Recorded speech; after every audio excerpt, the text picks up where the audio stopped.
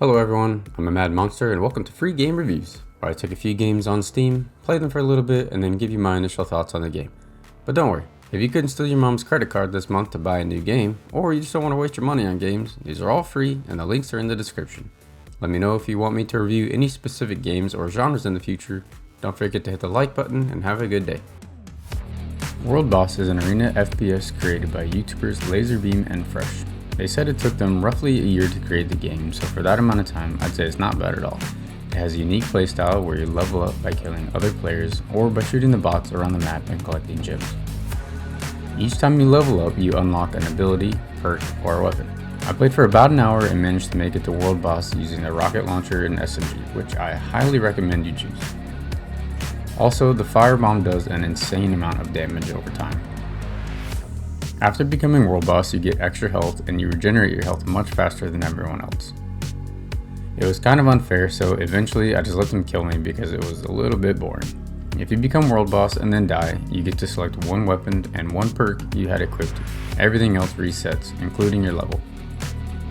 It was definitely a fun game for a little bit, and there are a ton of different ways you can play based on the abilities and weapons you pick. It would be nice if they would add an option to party up so you and your friends can battle it out. It does have a battle pass if that's something you're interested in. Personally, I couldn't see myself continuing to play this for an entire battle pass, but it was fun for a little bit. Next up we have Light and Shadow. In this game you play as Poe, a puppet who is on his way to find a star that landed near his home.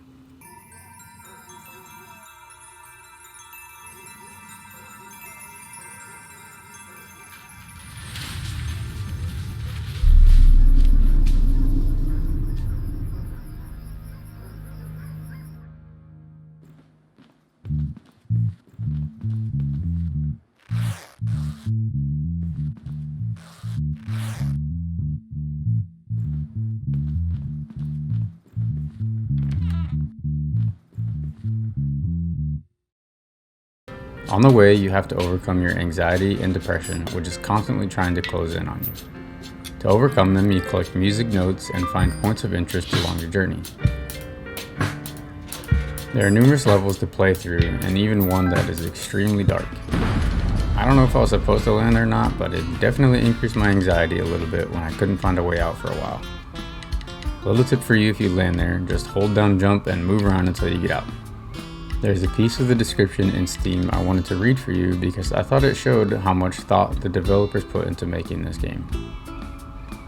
In support of the main concepts of dealing with anxiety and depression, Light and Shadow was built in collaboration with mental health professionals and a youth advisory committee to evaluate the themes and moments in the game in order to ensure they were portrayed accurately and effectively. Overall, it was an interesting game, which I would say is more like playing a story rather than a game, but it wasn't bad. I'll also add the note that they left after beating the game. If you need help, click the message icon in the game for more information, or you can click on the link I placed in the description of the video. Next, we have Espresso Tycoon. Espresso Tycoon is a business simulation game where you create your own cafe in an underwater setting. I honestly wasn't sure if I would like to play this or not, but I meant to only spend an hour playing it and I ended up playing it for 3. There's a ton of customization in the game. For example, there are limitless possibilities to create your own espressos, and there's a guide to tell you which customers will buy it. If the bar is red, then that type of customers will not buy the espresso. There are also numerous options for chairs, tables, and other decorations that can be changed as you play. And since the game is a prologue, I can only imagine they will add more options when the full game releases. For now, there's only one mission that has a few challenges to complete, but other challenges will show up every few minutes and they offer rewards, such as money or points towards your overall reviews.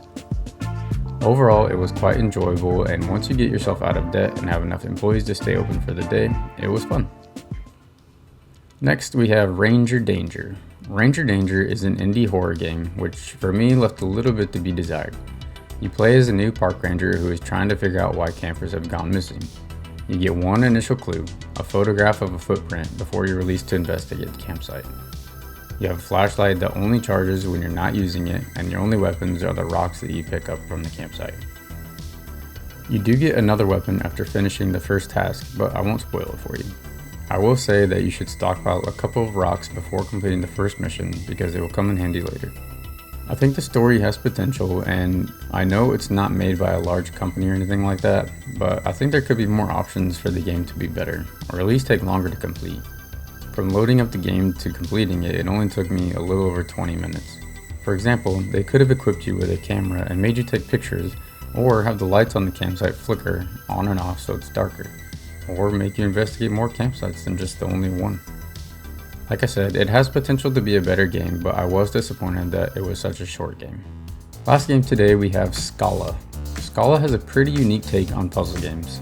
Not only do you have to figure out how to get through some of the obstacles on the level, sometimes you are the obstacle. The goal is to reach the star in every level, and you do this by scaling. You can scale different items in the game depending on the level, and some levels you have to scale yourself.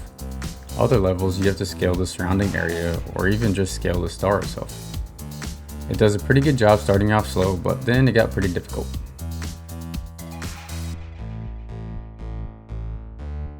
One eternity later. I can't tell you how many levels there are in the game because I didn't beat it. I quit when I got stuck. If you like puzzles and you're not a quitter like me, give it a try.